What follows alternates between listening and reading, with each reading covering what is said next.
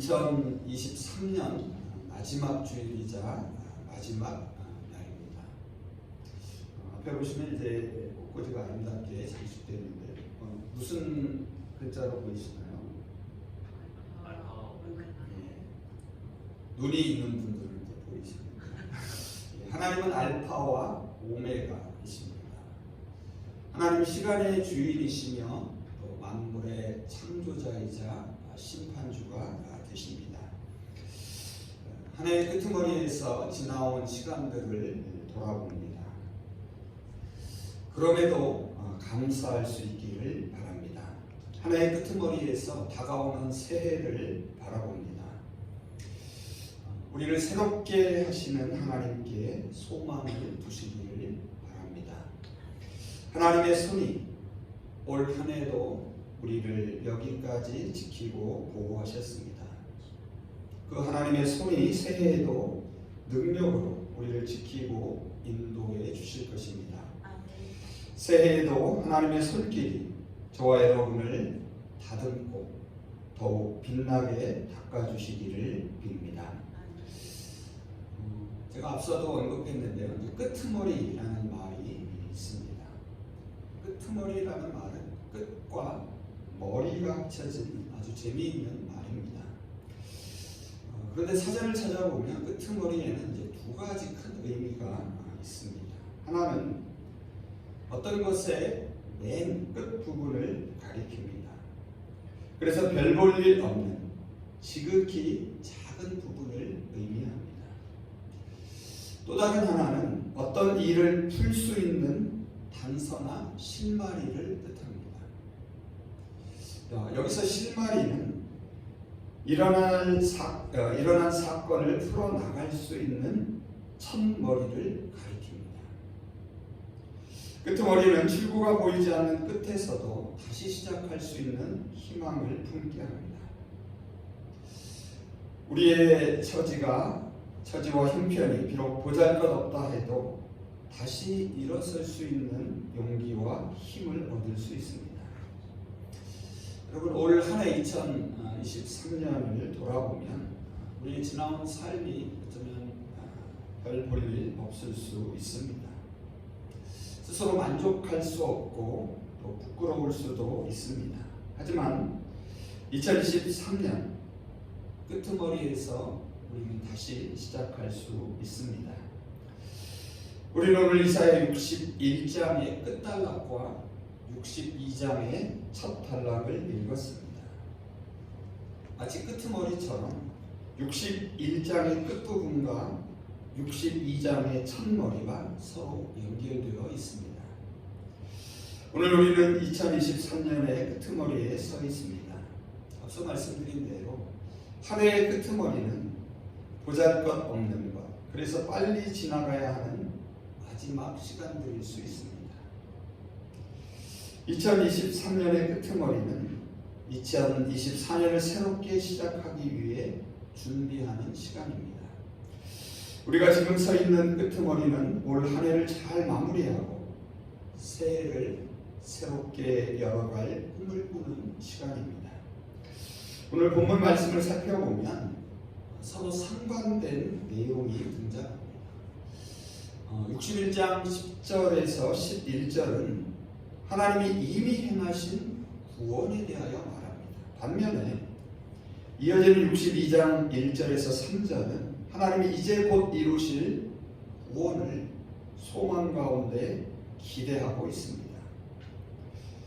먼저 이사야는 절망적인 현실 가운데 있는 이스라엘에게 하나님의 구원을 선포합니다. 그리고 나서 하나님께서 어떻게 그 미래의 구원을 이루어 가실지를 묘사합니다. 먼저 이스라엘을 향한 하나님의 구원이 선포되는 61장 10절을 한번 보시기 바랍니다.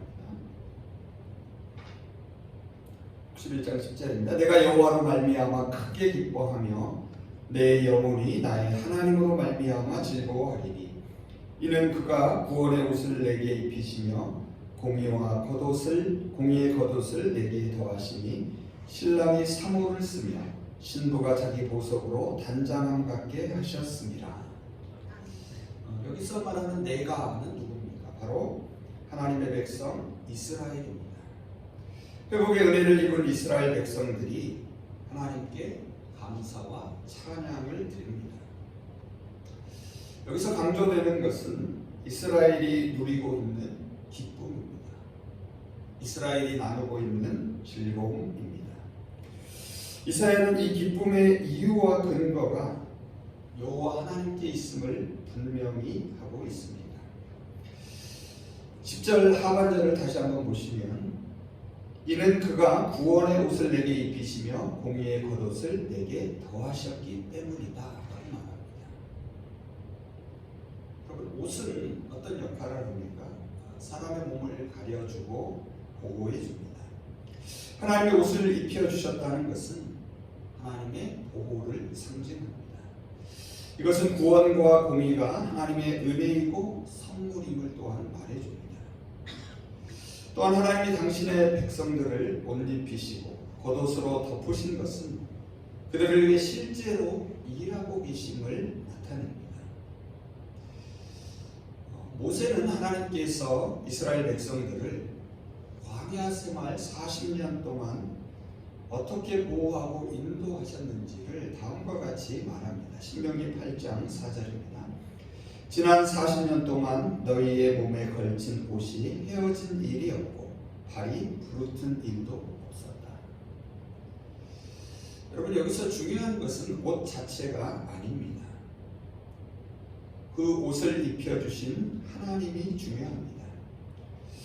지금 이스라엘의 기쁨은 단지 그들이 옷을 입고 있기 때문이 아닙니다.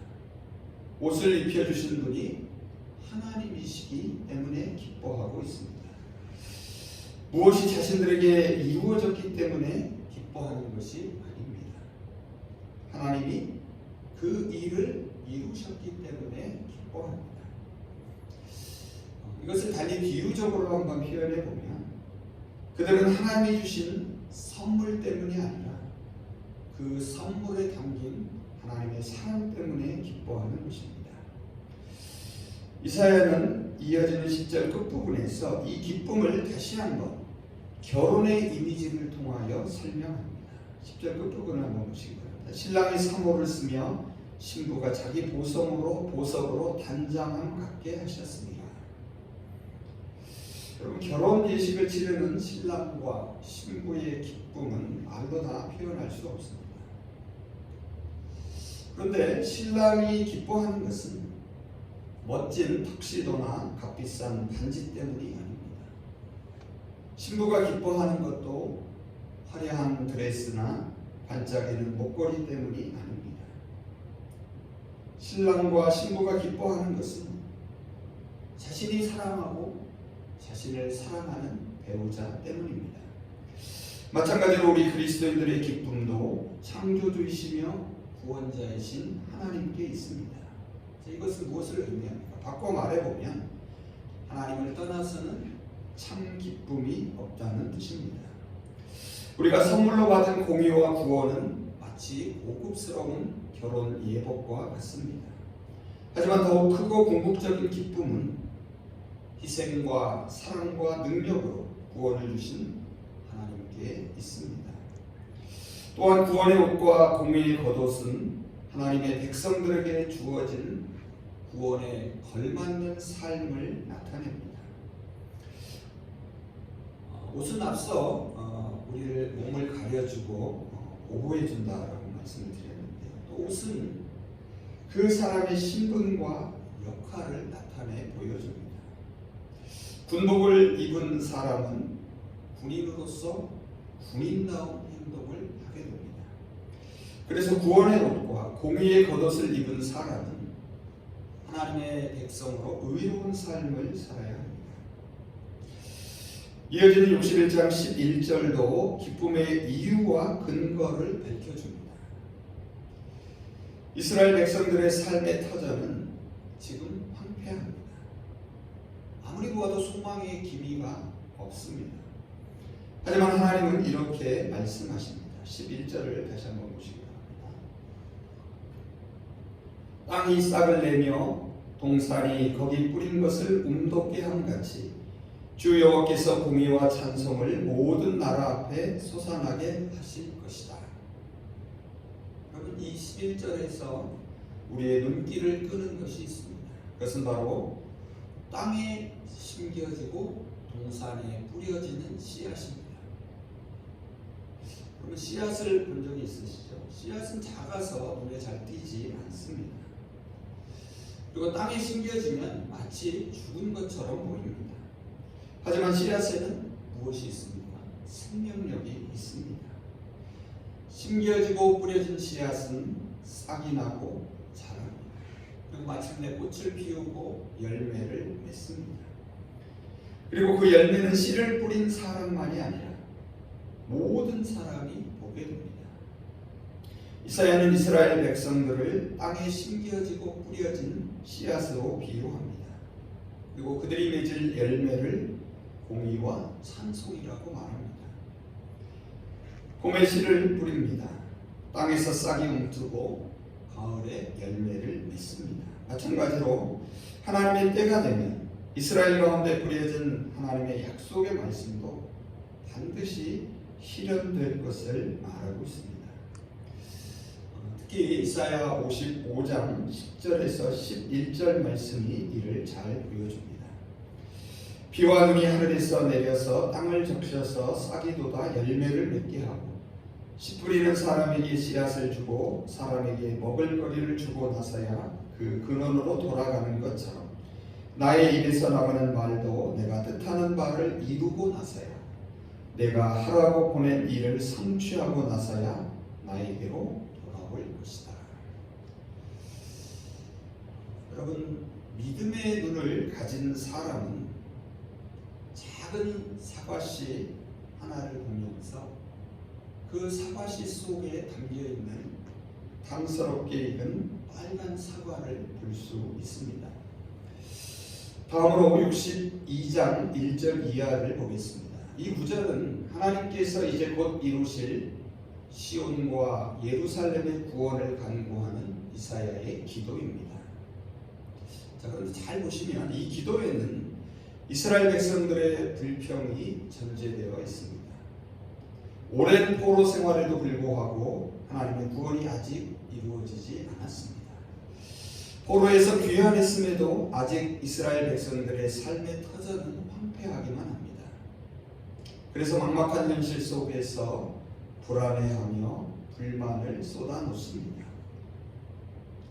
이러한 불평을 들은 이사야가 하나님을 향하여 기도하기 시작합니다. 당시 이러한 이스라엘의 상황은 오늘 불안해하며 절망 가운데 있는 우리들의 모습과도 비슷합니다. 그래서 한 해의 끝자락에서 저와 여러분도 기도의 기도를 더해야 합니다. 먼저 이사야는 하나님의 구원 의지와 행동을 언급합니다. 62장 1절을 다시 한번 보시기 바랍니다. 시온의 공의가 빛처럼 드러나고 예루살렘의 구원이 횃불처럼 나타날 때까지 시온을 격려해야 하므로 내가 잠자지 않겠고 예루살렘이 구원받기까지 내가 쉬지 않겠다. 여러분, 시온은 하나님의 성전이 있는 곳입니다. 즉 예루살렘을 가리킵니다. 또한 시온은 하나님의 언약 공동체인 이스라엘 백성 자체를 뜻하기도 합니다. 어둠의 절망 가운데 있는 이스라엘 백성들에게 이제 빛이 비추게 될 것을 말합니다. 여기서 빛이 드러나고 횃불이 나타난다라는 것은 하나님의 구원과 공의가 이루어짐을 뜻합니다. 하나님이 잠잠하지 아니하시기에 공의의 빛이 멈추지 않습니다. 하나님이 쉬지 않으시기에 구원의 횃불이 쉬지 않고 타오릅니다. 그래서 이 빛을 결국 이방 나라들까지 보게 됩니다. 2절을 한번 보시기 바랍니다. 이방 나라들이 내게서 공의가 이루어지는 것을 볼 것이다. 뭇 왕이 내가 받은 영광을 볼 것이다. 사람들이 너를 부를 때에 주께서 내게 지어주신 새 이름으로 부를 것이다. 그럼 여기서 우리가 주목할 것은 새 이름이 주어진다라는 사실입니다. 구약에서 이름은 단순한 호칭이 아닙니다. 그 대상의 성품과 본질을 나타냅니다. 따라서 이스라엘이 새로운 이름으로 불린다는 것은 하나님의 구원으로 인하여 그들이 새로운 존재가 될 것임을 말해줍니다. 이 새 이름은 단지 이스라엘에게만 주어지는 것이 아닙니다. 하나님의 백성으로 회복된 모든 하나님의 자녀들을 일컫는 것이기도 합니다. 하나님이 새 이름을 지어주신다라는 것은 하나님의 주권적인 의지와 역사를 말해줍니다. 또한 이것은 하나님께서 그 이름에 걸맞게 만들어 가시겠다는 약속이기도 합니다. 오늘 말씀에서 구체적인 새 이름이 4절과 12절에 나옵니다. 먼저 62장 4절을 보시면은 이스라엘에게 헵시바와 뷸라라는 새 이름이 주어집니다. 헵시바는 나의 기쁨이 그에게 있다라는 뜻입니다. 뷸라는 결혼한 여자라는 뜻입니다. 이는 하나님께서 그들을 좋아하시며 그들의 땅을 아내로 맞아주는 신랑과 같이 되실 것을 의미합니다. 그리고 12절에서는 이렇게 말합니다. 사람들은 그들을 거룩한 분의 백성이라 부르며 주께서 선량하신 백성이라 부를 것이다. 사람들은 너 예루살렘을 하나님께서 사랑한 도성이라고 부르며 하나님께서 버리지 않은 도성이라고 부를 것이다. 이스라엘은 하나님이 사랑하고 구속하신 거룩한 백성이 됩니다. 하나님이 새로운 이름을 주심은 하나님께서 새롭게 이루심을 의미합니다. 그래서 이름은 이룸입니다. 새 이름으로 불린다는 것은 내 이름을 부르는 누군가로부터 무언가를 새롭게 요구받는다는 뜻입니다. 누군가가 내 이름을 부르는 것은 나에 대한 기대가 있음을 말해줍니다. 하나님이 새 이름으로 부르신다라는 것은 하나님께서 저와 여러분을 기대하고 계시다는 뜻입니다. 또한 하나님이 새 이름을 지어주시는 것은 그렇게 우리를 만들어 가시겠다는 의지의 표현이기도 합니다. 이어지는 3절에서 또한 새 이름으로 새롭게 될 이스라엘의 모습을 보여줍니다. 3절을 한번 보시기 바랍니다. 또한 너는 주의 손에 들려있는 아름다운 면류관이 될 것이며 하나님의 손바닥에 놓여있는 왕관이 될 것이다. 구원의 은혜로 회복된 하나님의 백성들을 하나님의 손에 들린 아름다운 왕관으로 묘사합니다. 여기서 손은 하나님의 보호하심을 의미합니다. 손바닥은 하나님의 능력을 뜻합니다. 하나님의 손이 올 한 해 동안 우리를 지키고 보호하셨습니다. 하나님의 손이, 하나님의 손바닥이 2024년 새해에도 능력으로 지키고 인도해 주실 것입니다. 여러분, 왕관은 무엇을 의미합니까? 왕관은 모든 사람들 앞에서 드러나는 명예와 영광을 상징합니다. 이제 저와 여러분이 하나님의 기쁨이요 하나님의 자랑이 되기를 원합니다. 우리의 삶이 하나님의 영광을 나타내 비추는 거울이 되기를 소망합니다. 이제 말씀을 정리해 보겠습니다. 우리는 지금 끄트머리에 서 있습니다. 오늘은 2023년 마지막 주일이자 마지막 날입니다. 한 해의 끄트머리에서 하나님은 다시 시작할 수 있는 희망이 되어 주십니다. 우리의 처지와 형편이 비록 보잘것 없다 해도 하나님은 다시 일어설 수 있는 용기와 힘을 주십니다. 하나님이 하십니다. 하나님만이 하십니다. 하나님이 위로와 힘이 되어 주십니다. 구원과 신앙은 하나님이 행하시는 주권적인 사건입니다. 하나님은 황무지같이 버려진 땅에 구원의 씨앗을 심으십니다. 하나님은 구원의 싹을 내며 우물 돋게 하십니다. 하나님은 마침내 구원의 열매를 맺게 하십니다. 그래서 우리는 믿음의 눈으로 끄트머리에서도 씨앗에 담긴 탐스러운 열매를 바라볼 수 있습니다. 하나님은 끄트머리에서도 우리에게 구원의 옷을 새롭게 입히십니다. 그리고 하나님은 우리에게 새로운 이름을 지어 주십니다. 그리고 새로운 이름으로 우리를 부르십니다. 하나님이 새로운 이름을 주심은 하나님이 새롭게 이루심을 의미합니다. 그래서 이름은 이름입니다. 누군가가 우리의 이름을 부른다는 것은 우리에게 무언가를 기대하고 요구한다는 뜻입니다. 그래서 하나님의 부르심은 하나님의 기대하심이 담겨 있습니다. 하나님이 새 이름을 주시는 것은 그렇게 우리를 만들어 가시겠다는 의지의 표현입니다. 구속의 은혜를 입은 저와 여러분은 하나님의 손에 들린 아름다운 왕관들입니다. 하나님의 손이 한 해 동안 우리를 지키고 보호하셨습니다. 하나님의 손바닥이 새해에도 능력으로 지키고 인도해 주실 것입니다. 새해에도 하나님의 손길이 저와 여러분을 다듬고 더욱 빛나게 닦아 주실 것입니다. 이제 저와 여러분이 하나님의 기쁨이 되기를 바랍니다. 우리가 하나님의 자랑이 되기를 원합니다. 우리의 삶이 하나님의 영광이 되는 영광을 누릴 수 있기를 소망합니다. 2023년 끄트머리에서 이사야가 전하는 하나님의 말씀을 함께 들으며 설교를 마치겠습니다. 이방 나라들이 내게서 공의가 이루어지는 것을 볼 것이다. 뭇 왕이 내가 받은 영광을 볼 것이다. 사람들이 너를 부를 때에 주께서 내게 지어주신 새 이름으로 부를 것이다.